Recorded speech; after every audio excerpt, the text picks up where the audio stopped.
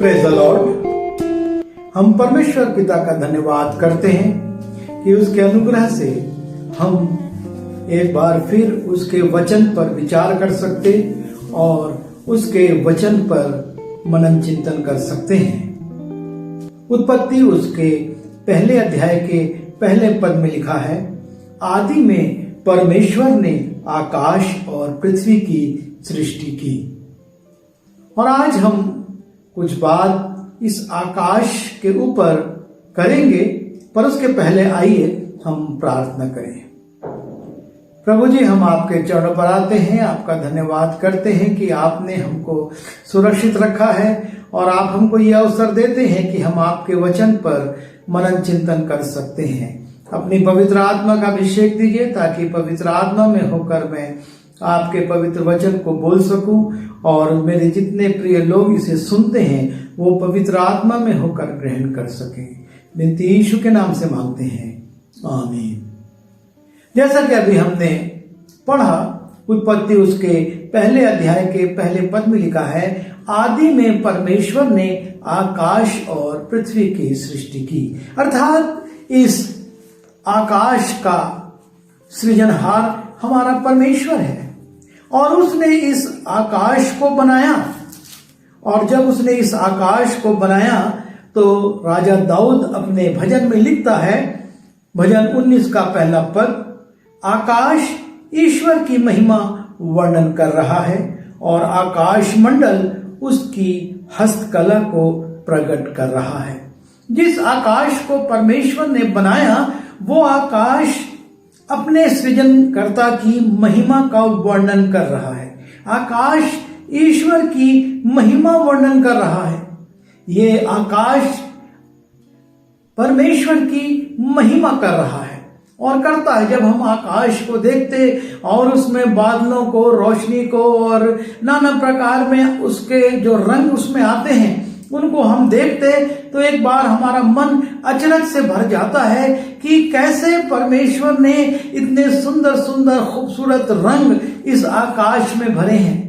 जब बरसात में रेनबो को देखते हैं वो 7 रंग अद्भुत से लगते हैं। और इसलिए लिखा है भजनकार ने कि आकाश ईश्वर की महिमा वर्णन कर रहा है और आकाश मंडल उसकी हस्तकला को प्रकट करता है। यह आकाश मंडल परमेश्वर की हस्तकला को, उसके हाथ के काम को प्रकट करता है। और यह आकाश सिर्फ परमेश्वर की महिमा ही नहीं करता और यह आकाश सिर्फ परमेश्वर के हस्तकला को ही प्रकट नहीं करता, लेकिन यह आकाश परमेश्वर की अधीनता में कार्य करता है। और इस आकाश के द्वारा हम देखते हैं कि कैसे परमेश्वर ने अद्भुत अद्भुत काम किए। जब हम उत्पत्ति उसके 7वें अध्याय में जाते हैं और वहां पर हम देखते हैं कि किस प्रकार से परमेश्वर ने इस आकाश को आज्ञा दी और इस आकाश से कैसे अद्भुत रीति से पानी बरसने लगा। लिखा है उत्पत्ति 7 के 11 और 12 में, जब नूह की अवस्था के 600वें वर्ष के दूसरे महीने का 17वां दिन आया, उसी दिन बड़े गहरे समुद्र के सब सोते फूट निकले और आकाश के झरोखे खुल गए और वर्षा 40 दिन और 40 रात निरंतर पृथ्वी पर होती रही। आकाश से अपरंपार बारिश हो रही है, अपरंपार पानी गिर रहा है और इतना पानी गिरा कि आकाश से बरसने वाले पानी से ये पृथ्वी भर गई। और 19वें पद में लिखा हुआ है, और जल पृथ्वी पर अत्यंत बढ़ गया, यहां तक कि सारी धरती पर जितने बड़े बड़े पहाड़ थे सब डूब गए। जल तो 15 हाथ ऊपर बढ़ गया और पहाड़ भी डूब गए। इतना पानी इस आकाश ने अपने अंदर समेट रखा था कि जब परमेश्वर ने आज्ञा दी, पानी इससे बरसने लगा और बरसते इतना हो गया कि पृथ्वी के सारे पहाड़ भी उस पानी में डूब गए। आकाश को परमेश्वर ने आज्ञा दी, क्योंकि परमेश्वर इस सृष्टि से रुष्ट हो गया था, क्योंकि इसमें रहने वाले प्राणियों में जो भी विचार आते थे वो परमेश्वर की इच्छा के विरुद्ध थे। पाप से, व्यभिचार से यह संसार भर गया था और उसमें उसने सिर्फ नूह और उसके परिवार को ही खरा पाया। इसलिए नूह और उसके परिवार को परमेश्वर ने एक जहाज बनाने के आदेश दिया और उसने वो जहाज बनाया जिसमें पृथ्वी के सभी प्राणियों और जितने पक्षी थे उसके जोड़े जोड़े आकर उसमें आ गए और रहने लगे। और जब वर्षा शुरू हुई तो उस जहाज में लोग बच पाए, बाकी सब मारे गए। हम और आगे जाते हैं तो वहां पर इस आकाश के द्वारा एक और आश्चर्यजनक बात को हम देखते हैं। जब हम उत्पत्ति उसके 19वें अध्याय के 24वें और 25वें पद में हम देखते हैं कि परमेश्वर ने जब इस पृथ्वी की हालत को देखा कि इस पृथ्वी पर जो दो बड़े नगर थे, सदोम और अमोरा, उसमें पाप भर गया, तो परमेश्वर ने आकाश से आग और गंधक को बरसाया। उत्पत्ति उसका 19वां अध्याय और 24 और 25वां पद। तब यहोवा ने अपनी ओर से सदोम और अमोरा पर आकाश से गंधक और आग बरसाई और उन नगरों को, उस संपूर्ण तराई को और नगरों के सब निवासियों को, भूमि की सारी उपज समेत नाश कर दिया। परमेश्वर इस आकाश से गंधक बरसाता है। इस आकाश में गंधक कहां से आई, ये वैज्ञानिकों की खोज का विषय हो सकता है, लेकिन बाइबल हमको बताती है कि परमेश्वर ने इस नगर पर जो सदोम और अमोरा थे, आकाश से गंधक और आग बरसाई और आग बरसाकर परमेश्वर ने इन नगरों को समाप्त कर दिया, इनको पूरी तरह से जला दिया। लूत और उसकी पत्नी और दोनों बेटियां उस नगर से निकल सके, लेकिन लूत की पत्नी ने अनाज्ञाकारिता के कारण उस लाभ को वो उठा नहीं पाई, पर उसकी बेटियां और लूत 3 जन इस आग से बच सके। बाकी पूरा नगर आग और गंधक से समाप्त हो गया। पहले आकाश ने परमेश्वर की आज्ञा पाकर पानी बरसाया, दूसरी बार वो आग और गंधक बरसा रहा है, और तीसरी बार हम देखते हैं निर्गमन उसके 9वें अध्याय के 22 से 24 में, जहां पर लिखा है, तब यहोवा ने मूसा से कहा, अपना हाथ आकाश की ओर बढ़ा कि सारे मिस्र देश के मनुष्यों और खेतों की सारी उपज पर ओले गिरे। तब मूसा ने अपनी लाठी को आकाश की ओर उठाया और यहोवा मेघ गरजाने और ओले बरसाने लगा और आग पृथ्वी तक आती रही। इस प्रकार यहोवा ने मिस्र देश पर ओले बरसाए। जो ओले गिरते थे उनके साथ आग भी मिली हुई थी, और वे ओले इतने भारी थे कि जब से मिस्र देश बसा था तब से मिस्र पर ऐसे भारी ओले कभी ना गिरे। तीसरी बात जो यहां पर है कि आकाश से परमेश्वर बड़े बड़े ओले गिराता है और उस ओले के साथ साथ आग भी पृथ्वी पर आती है। आग और पानी के विषय में कहा जाता है कि इसका कोई संबंध नहीं है, लेकिन परमेश्वर उसके विपरीत काम करने की सामर्थ्य रखता है और तभी लगता है कि यह काम मनुष्य का नहीं परमेश्वर का है। और ओलों के साथ साथ जो बर्फ के गोले हैं उनके साथ साथ आग पृथ्वी पर आ रही है। यह है इस आकाश का आज्ञाकारिता कि परमेश्वर ने कहा कि तू आकाश की ओर हाथ बढ़ा, और आकाश से आग भी गिर रही है और ओले भी गिर रहे हैं। उसके बाद जब हम पहला शामुएल उसके 7वें अध्याय में जाते हैं, वहां पर हम देखते हैं कि जब इस्राएलियों के ऊपर पलिश्ती हमला करते हैं और इस्राएली पूरी तरह से उनकी अधीनता में हैं और सामना करने में असफल हैं, तब लिखा है पहला शमूएल उसके 7वें अध्याय के 10वें पद में, और जिस समय शमूएल होम बलि को चढ़ा रहा था उस समय पलिश्ती इस्राएलियों के संग युद्ध करने के लिए निकट आ गए। तब उसी दिन यहोवा ने पलिश्तियों के ऊपर बादल को बड़े कड़ाके के साथ गरजाकर उन्हें घबरा दिया और वे इस्राएलियों से हार गए। परमेश्वर ने आकाश से अब बादलों को गरजाया और आकाश में जो बादल थे वो इतना ज्यादा जोर से कड़के कि जो पलिश्ती इस्राएलियों से लड़ने आए थे वो उस आवाज से और बादलों के गरजने से घबरा गए। जो बिजली कड़क रही थी उससे वो भयभीत हो गए और लिखा है उन्हें घबरा दिया और वे इस्राएलियों से हार गए। उसके बाद जब हम आगे बढ़ते हैं और परमेश्वर के वचन में जाते हैं, शमूएल की पुस्तक के पहले न्यायियों की पुस्तक में लिखा हुआ है कि एक न्यायी था और वो उसको परमेश्वर चुनता है कि वो इस्राएलियों के लिए युद्ध करे, पर वो पीछे हटता है।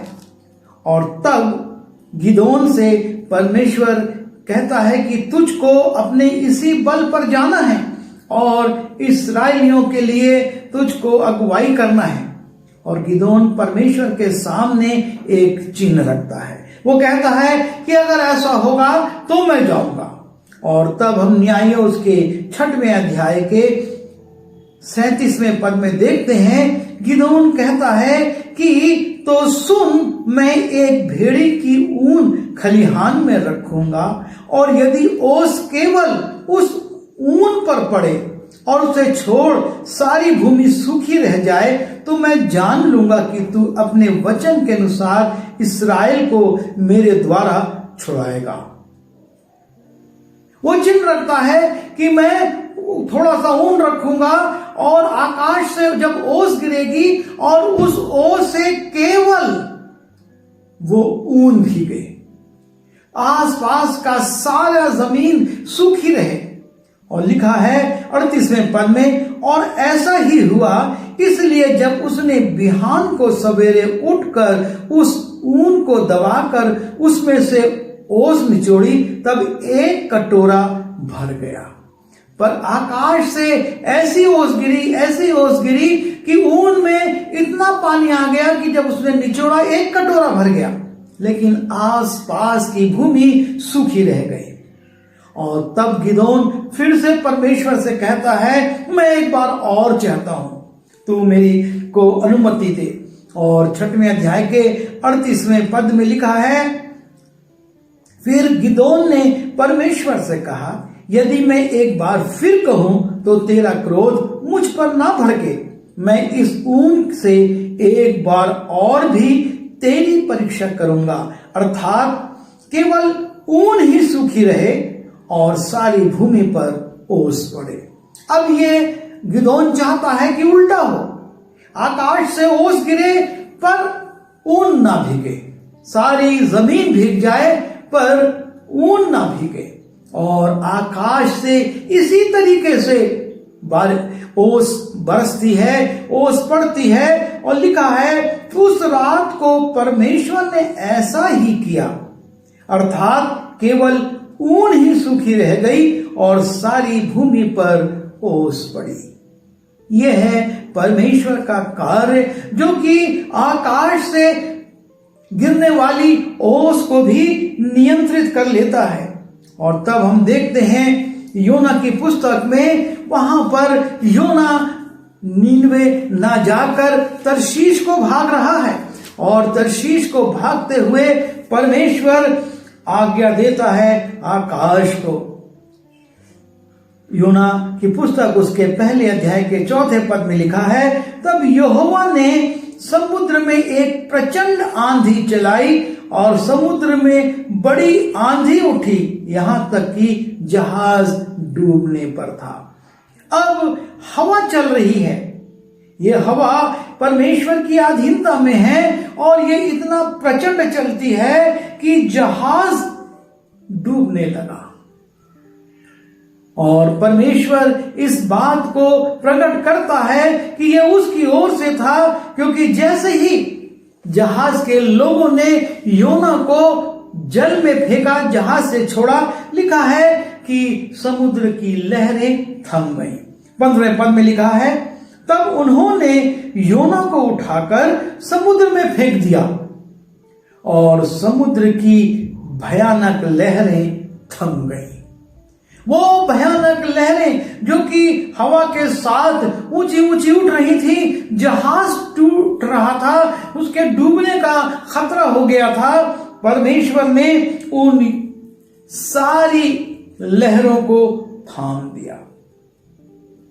और उसी प्रकार से जब हम पहला राजा उसके 17वें अध्याय में जाते हैं और उसके पहले पद को देखते हैं, वहां पर हम पाते हैं कि किस प्रकार एलिया जब राजा से कहता है तो आकाश बंद हो जाता है, आकाश से वर्षा होना बंद हो जाती है। पहला राजा उसके 17वें अध्याय के पहले पद में लिखा है, और तिशबी एलिया जो गिलाद के परदेशियों में से था, उसने आहाब से कहा, इस्राएल का परमेश्वर जिसके सन्मुख मैं उपस्थित रहता हूं, उसके जीवन की शपथ, इन वर्षों में मेरे बिना कहे ना तो मेंह बरसेगा और ना ओस पड़ेगी।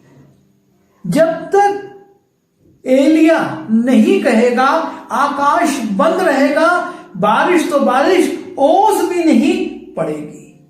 और उसके बाद जब हम इसी पहला राजा उसके 18वें अध्याय में जाते हैं और वहां पर 41वें पद से देखते हैं, 41वें पद को, वहां पर लिखा है, फिर एलिया ने आहाब से कहा, जब उठकर खा पी, क्योंकि भारी वर्षा की सनसनाहट सुन पड़ती है।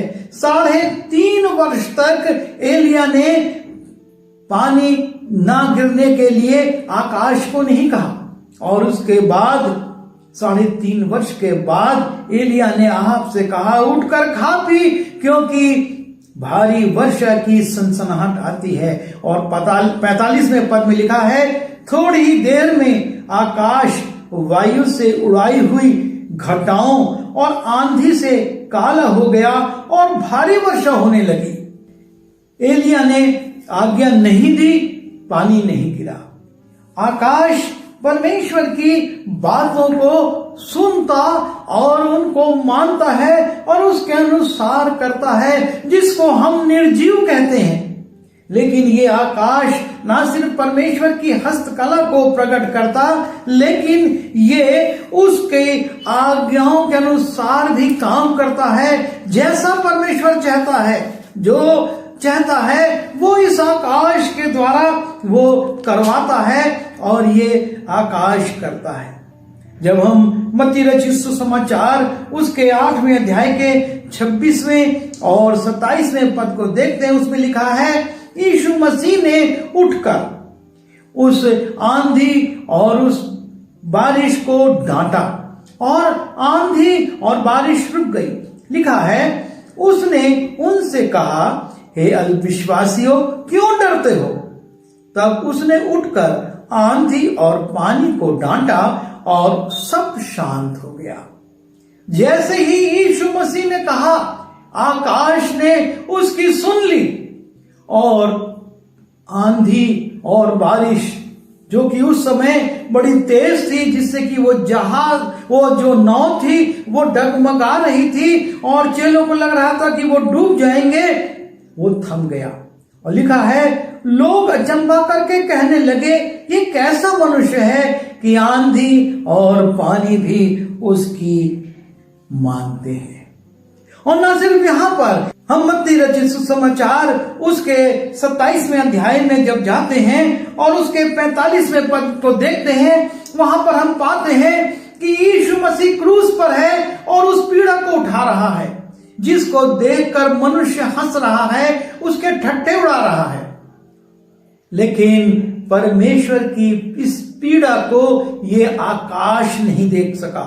और लिखा है उसके 45वें पद में, दोपहर से लेकर तीसरे पहर तक उस सारे देश में अंधेरा छाया रहा। आकाश में सूरज था, आकाश में उस समय अंधेरे का कोई भी ऐसा कारण नहीं था, लेकिन परमेश्वर पुत्र जिस अवस्था में था उसको ये आकाश नहीं देख सका। लिखा है दोपहर से लेकर तीसरे पहर तक, अर्थात लगभग 3 घंटे तक सारे देश में अंधेरा छाया रहा। परमेश्वर ने आदि में आकाश और पृथ्वी की सृष्टि की। ये आकाश परमेश्वर की महिमा का वर्णन करता है, उसकी हस्तकला को दिखाता है, और ये आकाश परमेश्वर की आज्ञा अनुसार विभिन्न कामों को करता है। जब परमेश्वर कहता है आंधी चले, आंधी चलती है। जब आकाश से परमेश्वर चाहता है ओस पड़े, ओस पड़ती है। जहां चाहे वहां पड़ती है, जहां ना चाहे परमेश्वर वहां ओस नहीं पड़ती है। बड़े बड़े ओले गिरते हैं जिसमें आग है, गंधक, और आग भी बरसती है और भारी बारिश भी होती है। बिजली कड़कती है और इतनी भयंकर कड़कती है कि पलिश्ती सेना घबराकर हार जाती है। यह आकाश परमेश्वर की महिमा का वर्णन करता है। और हम मनुष्य जो कि उसकी सर्वोत्तम कृति है, जिसको उसने अपना स्वरूप प्रदान किया है, जिसको उसने अपनी श्वास प्रदान की है, जो उसकी सर्वोत्कृष्ट कलाकृति है, वो परमेश्वर की आज्ञा किस रीति से मानता है। जब परमेश्वर कहता है, मनुष्य अगर मगर किंतु परंतु कहता है, पर यह आकाश परमेश्वर की महिमा वर्णन ही नहीं करता, उसकी हस्तकला को प्रकट ही नहीं करता, लेकिन उसके प्रति आज्ञाकारी है। जो परमेश्वर कहता है, जैसा परमेश्वर चाहता है, वैसा वो करता है।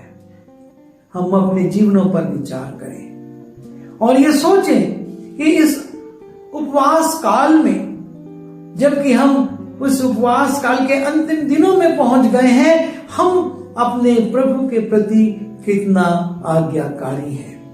हम जो मनुष्य हैं, हम कितने सहिष्णु हैं। आकाश यीशु की पीड़ा को नहीं देख सका, दोपहर से तीसरे पहर तक अंधेरा छाया रहा, और हम उन पीड़ाओं को देखने, पढ़ने और अपनी आंखों के सामने उसका वर्णन किए जाने के बावजूद भी अपने मन को कठोर करते हैं। प्रभु हमारी सहायता करे कि हम भी प्रभु के प्रति आज्ञाकारी हों और उसके प्रति अपने दिल में आदर और प्रेम रखने वाले हों। आइए दुआ करें। प्रभु जी, हम धन्यवाद देते हैं कि आपने ये अवसर दिया कि हम आकाश के माध्यम से एक बार फिर कुछ बातों को सीख सके हैं। निश्चय प्रभु जी, आकाश तो बड़ी साधारण सी चीज है जिसको आपने शब्द मात्र से रचा, लेकिन हम मनुष्यों को आपने अपने हाथ से रचा और हम उतने आज्ञाकारी नहीं हैं। इसलिए शक्ति दीजिए कि हम आज्ञाकारी बने और आपकी इच्छा को पूरा कर सकें। विनती यीशु मसीह के नाम से मांगते हैं, आमीन।